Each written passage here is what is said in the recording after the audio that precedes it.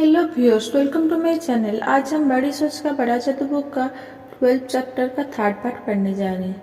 गहराई से तय किए गए लक्ष्य के साथ सबसे आश्चर्यजनक बात यह है कि वो आपको अपने तक पहुंचने की राह पर बनाए रखता है। इसमें कोई रहस्य नहीं है। दरअसल होता यह है, जब आप अपने लक्ष्य के आगे समर्पण कर देते हैं तो लक्ष्य आपके अवचेतन मस्तिष्क में जाकर बैठ जाता है। आपका अवचेतन मस्तिष्क हमेशा संतुलन में रहता है। हो सकता है कि आपका चेतन मस्तिष्क संतुलन में ना हो। आपका चेतन मस्तिष्क तभी संतुलन में रहता है जब ये वही करता है जो आपका अवचेतन मस्तिष्क सोच रहा है। अवचेतन मस्तिष्क के पूरे सहयोग के बिना कोई भी व्यक्ति झिझकेगा, दुविधा में होगा, अनिर्णय की स्थिति में होगा। अब जबकि आपका लक्ष्य आपके अवचेतन मस्तिष्क में गहरे बैठ गया है, तो आप अपने आप सही तरीके से काम करने लगते हैं। चैनल मस्तिष्क अब स्पष्ट सीधा चिंतन कर सकता है। मैं आपको दो काल्पनिक व्यक्तियों का उदाहरण देकर इस बात को समझाना चाहता हूँ। शायद इनमें आपको अपने आसपास के कई लोग की झलक दिखाई दे।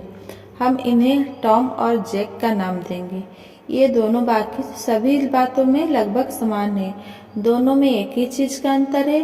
टॉम का एक निश्चित लक्ष्य है, जैक का नहीं है। टॉम जानता है कि वो क्या बनना चाहता है। वो 10 साल बाद खुद को कॉरपोरेशन में के वाइस प्रेसिडेंट की कुर्सी पर बैठा देख रहा है। चूंकि टॉम ने अपने लक्ष्य के आगे समर्पण कर दिया है, इसीलिए उसके अवचेतन मस्तिष्क से उसका लक्ष्य से संकेत करता है, यह करो या यह मत करो, इससे तुम अपने लक्ष्य तक नहीं पहुंच पाओगे।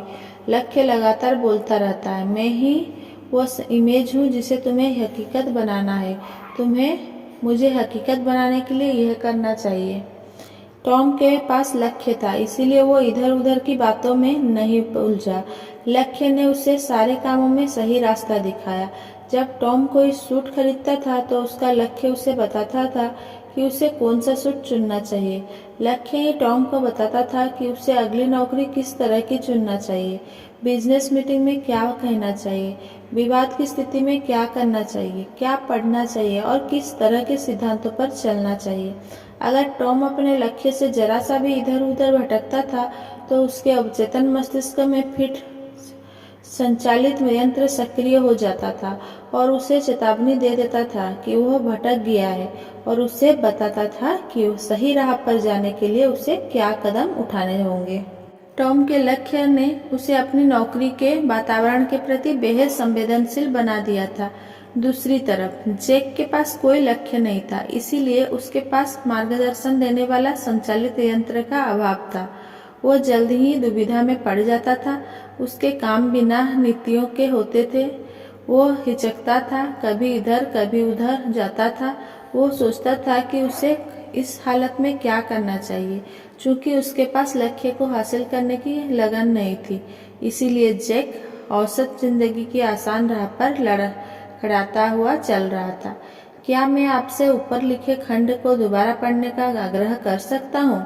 ऐसा अभी करें। इस अवधारणा को अपने दिमाग में बैठ जाने दें। बेहद सफल लोगों के जीवन का अध्ययन करें। यह देखें कि उन सभी ने अपने लक्ष्य के प्रति समर्पण कर दिया है। देखें कि किस तरह किसी बेहद सफल व्यक्ति की जिंदगी उसके लक्ष्य के चारों तरफ घूमती है। लक्ष्य के सामने समर्पण करें, सचमुच समर्पण करें, उसे अपने दिमाग पर हावी हो जाने दें और तब लक्ष्य आपको वो वास्तव संचालित मार्गदर्शन प्रदान करेगा जो आपको लक्ष्य तक पहुंचाने में सहयोग होगा। हम लोगों के साथ अक्सर होता है कि किसी शनिवार को कि सुबह जब हम सोकर उठते हैं तो हमारे पास कोई योजना नहीं होती। हम नहीं जानते कि हमें उस दिन क्या करना है। इस तरह के दिनों में हम लगभग कुछ हासिल नहीं कर पाते। हम दिन को यूं ही गुजार देते हैं और जब दिन खत्म हो जाता है तो खुश होते हैं। परंतु जब हम किसी दिन को योजना के साथ शुरू करते हैं तो हमारे काम फटाफट हो जाते हैं। ये अनुभव एक महत्वपूर्ण सबक सिखाता है। किसी काम में सफलता हासिल करने के लिए हमें उस काम की योजना बनाना चाहिए। द्वितीय विश्व युद्ध के पहले वैज्ञानिकों को परमाणु की प्रबल शक्ति का आभास था, परंतु वे यह नहीं जानते थे कि परमाणु को किस तरह विखंडित किया जाए ताकि इसकी प्रबल शक्ति का विस्फोट हो। जब अमेरिका युद्ध में उतरा तो भविष्यदर्शी वैज्ञानिकों ने परमाणु बम की संभावित शक्ति को देखा। तत्काल एक योजना बनी जिसका सिर्फ एक लक्ष्य था, परमाणु बम बनाना। बाकी सब इतिहास है। कुछ ही सालों में लगन और मेहनत रंग लाई, परमाणु बम गिराए गए और युद्ध खत्म हो गया।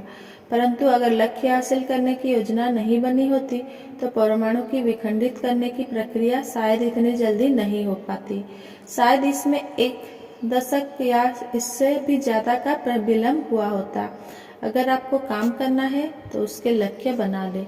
हमारे उत्पादन का भट्ठा भी ही बैठ जाएगा अगर हम उत्पादन के टारगेट ना बनाए। सभी कंपनियों के अफसर टारगेट डेट और उत्पादन की संख्या का लक्ष्य बनाते हैं। सेल्समैन तभी ज्यादा सामान बेच पाते हैं जब उन्हें निश्चित संख्या में माल बेचने का लक्ष्य दिया जाता है। प्रोफेसर जानते हैं कि विद्यार्थी तभी अपने टर्म पेपर लिख पाते हैं जब उसके लिए डेडलाइन तय कर दी जाती है। तो अगर आप सफलता की तरफ आगे बढ़ना चाहते हैं तो लक्ष्य तय करें, डेडलाइन बनाएं। किस तारीख तक आप लक्ष्य हासिल करेंगे यह तय करें। अपने आप यह तय करें कि आप इतने समय में इतना हासिल करेंगे। आप केवल उतना ही हासिल कर सकते हैं जितना हासिल करने की आपने योजना बनाई है। ट्यूलेन यूनिवर्सिटी स्कूल ऑफ मेडिसिन के डॉक्टर जॉर्ज ई वर्क मानवीय दीर्घजीविता की विशेषज्ञ हैं। उनके अनुसार कई चीजों से यह तय होता है कि आप कितने समय तक जिएंगे। वजन, आनुवंशिकता, खान पान, मानसिक तनाव, व्यक्तिगत आदतें। परंतु डॉक्टर वर्क कहते हैं जल्दी मरने का सबसे आसान तरीका है रिटायर हो जाना और कुछ न करना। हर इंसान को जिंदा रहने के लिए जीवन में रुचि लेना चाहिए। हम में से हर एक के पास विकल्प है। रिटायरमेंट हमारे लिए शुरुआत ही भी हो सकता है और अंत भी। कुछ मत करो, बस खाओ, सो और दिन काटो का रवैया रिटायरमेंट का खुद को तेजी से जहर दे दो वाला रास्ता है। जो लोग रिटायरमेंट को सक्रिय जीवन का अंत मानते हैं उनमें से ज्यादातर लोगों के जीवन का अंत भी इसके तत्काल बाद हो जाता है। चूंकि अब जीवन का कोई लक्ष्य नहीं बचा है, जीने का कोई कारण नहीं बचा है, इसीलिए जिंदगी खत्म हो जाती है। दूसरी तरफ रिटायर होने का बुद्धिमत्तापूर्ण रवैया है। मैं अब नए सिरे से शुरुआत करूंगा। मेरे बहुत अच्छे दोस्त ल्यू गार्डन ने रिटायर होने के इसी तरीके को चुना। ल्यू कुछ साल पहले अटलांटा के सबसे बड़े बैंक के वाइस प्रेसिडेंट के रूप में रिटायर हुए थे, परंतु उन्होंने अपने रिटायरमेंट के दिन को अपनी नई जिंदगी का शुरुआत माना था। उन्होंने खुद को बिजनेस सलाहकार के रूप में स्थापित किया और उनकी प्रगति आश्चर्यजनक है। अब वे 8 साल से 70 के बीच है 60 से 70 साल के बीच है। वे ढेर सारे ग्राहकों को सेवाएं देते हैं और वक्ता के रूप में उनकी देश भर में अभांग है। उनकी एक योजना पी सिग्मा एलपी नामक संस्था बनाने की थी, वो जो प्रोफेशनल सेल्समैन और सेल्स एग्जीक्यूटिव की संस्था है।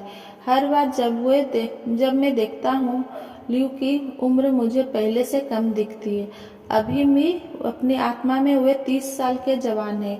मैं ऐसे बहुत कम लोगों को जानता हूँ जो इतनी उम्र में जीवन से सुख की इतनी फसल काट रहे हैं जितना कि यह वरिष्ठ नागरिक जिसने रिटायरमेंट के जीवन को अंत नहीं पाना। और ल्यू गार्डन की तरह के आगे लोग बोरिंग बुढ़े नहीं होते जो सिर्फ अपने दुख की दास्तान ही सुनाते हैं। प्रबल लक्ष्य किसी व्यक्ति को जिंदा रख सकते हैं, चाहे उसकी शारीरिक स्थिति कैसी भी हो। मिसेज डॉक्टर मेरी कॉलेज के एक मित्र की माँ थी। उन्हें तभी कैंसर हो गया था जब उनका पुत्र केवल 2 साल का था। इतना ही नहीं, बीमारी का पता चलने से 3 महीने पहले ही उनके पति की मृत्यु हो गई थी। उनको डॉक्टर ने उन्हें कई दिलासा नहीं दिया, परंतु मिसेज डी ने हार नहीं मानी। उनका संकल्प था कि वे अपने 2 साल के बच्चे को पूर्वक कॉलेज की पढ़ाई पूरी करवाएगी। अपने पति द्वारा छोड़ी गई छोटी सी किराने की दुकान चलाकर उन्होंने पढ़ाई के लिए पैसे जुटाना शुरू किए। उनके बहुत से ऑपरेशन हुए। हर बार डॉक्टर यही कहते थे, बस कुछ महीने और। कैंसर तो कभी खत्म नहीं हुआ, परंतु कुछ महीने खींचते खींचते चले गए और 20 साल बन गए। उन्होंने अपने बच्चे को सफलतापूर्वक कॉलेज की पढ़ाई खत्म करते और डिग्री लेते देखा। इसके 6 हफ्ते बाद वे चल बसे। लक्ष्य प्रबल लालसा में इतनी शक्ति थी कि वे मौत से 2 दशक तक लड़ती रही। लंबे जीवन के लिए लक्ष्य का प्रयोग करें। दुनिया की कोई भी दवा और आपका डॉक्टर भी यह मानेगा, जीवन को बढ़ाने में इतनी सक्षम नहीं होती जितने की कुछ करने की इच्छा होती है। वह व्यक्ति जो अधिकतम सफलता हासिल करने के लिए कृत संकल्प है, वो सिद्धांत सीख जाता है कि प्रगति एक समय में एक कदम चलने का नाम है। एक एक ईंट लगाकर ही घर बनता है। फुटबॉल के खेल में भी एक एक मैच करके ही विश्व कप जीता जाता है। कई डिपार्टमेंट स्टोर एक एक नए ग्राहक से ही बढ़ता है। हर महान सफलता छोटी छोटी सफलताओं की श्रृंखला होती है। Thanks for watching. Please like, comment, share and subscribe. Thank you.